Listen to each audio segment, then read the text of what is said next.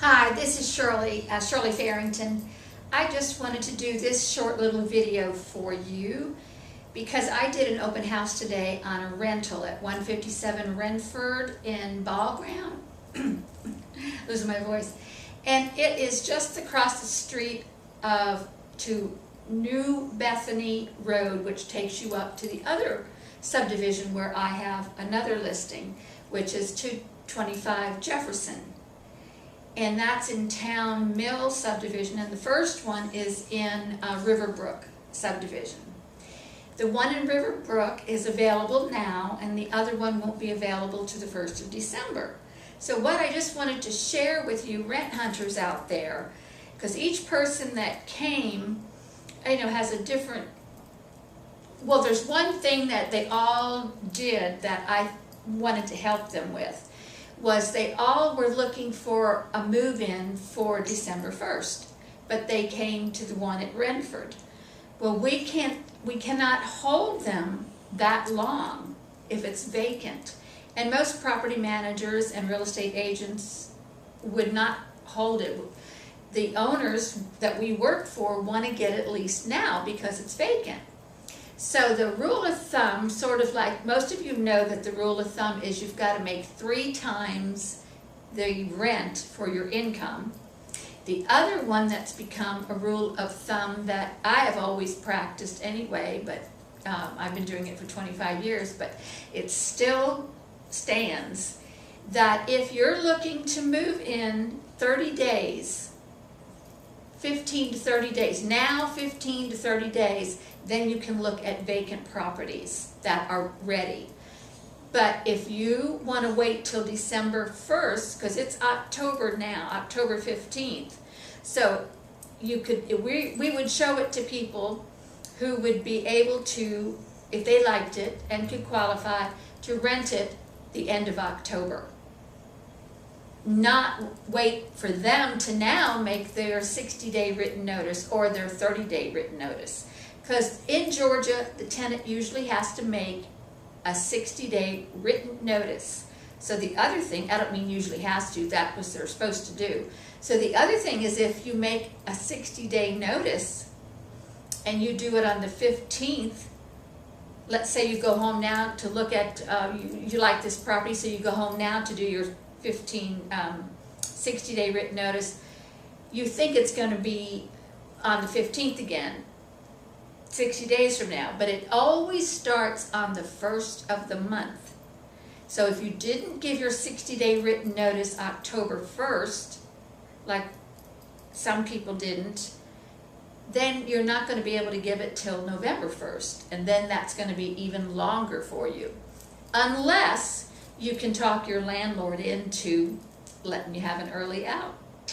So it gets a little sticky. And I know that I'm sharing this because sometimes you don't know what to do. It's really best to wait 30 days ahead of time. Now you give your notice, your 60-day notice, and tell your landlord, I'm looking for something else for whatever reasons you're giving your notice for, because you got to tell them why you're leaving also. And say, tell them, be honest with them and tell them, I don't know if I can find what I want. And if I can't find it, then I would like to be able to extend my lease by month to month. So tell them up front, don't just wait, because if you wait, if you give them your 60-day written notice, they're going to start marketing it to find their next tenant.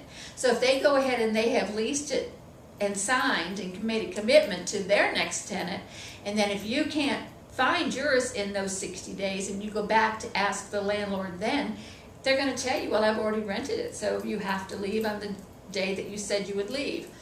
So it's very important that before you give your written notice, talk to them and tell them, this is what my intentions are and why I'm doing it. So if I can't find something in the next 60 days, which you should be able to, but if you can't, what you want and for how much you want to pay and where you want to live, it could be a little hard. So then you want to tell them ahead of time in case you want to go month to month. Meaning, give you first rights to extend your lease. So if he or she finds another tenant, they've got to tell those tenants that want to rent the place, let me check with my present tenant first and see if they do want to vacate at the time they told me they wanted to vacate, or do they want to extend it from month to month. So you need to handle that all ahead of time. The other thing I want you to know that you should really do is pull your credit before you go out. Everybody tells me, I don't know what's on my credit report. Well, you do know what's on your credit, because you know your credit. You know if you owe somebody money. You know if you're late on late payments. But if you want to see your credit report, to see what we will be seeing, pull it yourself. There's a lot of different ways you can pull a free credit report. And it's not going to ding your credit report if it's for a rental. And it'll tell you on there the different ones that you can pull it. There's one that you can get from the government site, and it's gives you all three boards, and it's free. That's probably the best one. So just like Google free credit report government and see what comes up, and get your own report. Then when you go to look at properties, take that with you. Because when you're there and you're asking the leasing agent, what do I have to do to qualify, you need to be prepared for yourself. Tell them, bring your notice that you gave to your present landlord, or if you sold your house and you bring the sales contract and show that it's under contract and when it's going to close, or the HUD settlement statement if it already did close, and bring your credit report so you can be prepared. Now they're going to have to do their own investigating anyway, but you have a better chance of them taking a chance on you if you bring all that stuff so they can look it over.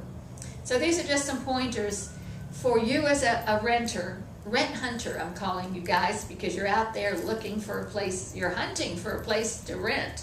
So you become rent hunters. You're not tenants yet. You're not renters yet, you're rent hunters. So this is Shirley Farrington, and I'm with Key Real Estate Solutions, and I have been in property management and rentals for years, and I sell also. So just, if you have any questions, email me, email me. Don't text me or don't call me, but email me, and I will be happy to answer your questions. It's easier that way for me. Thanks.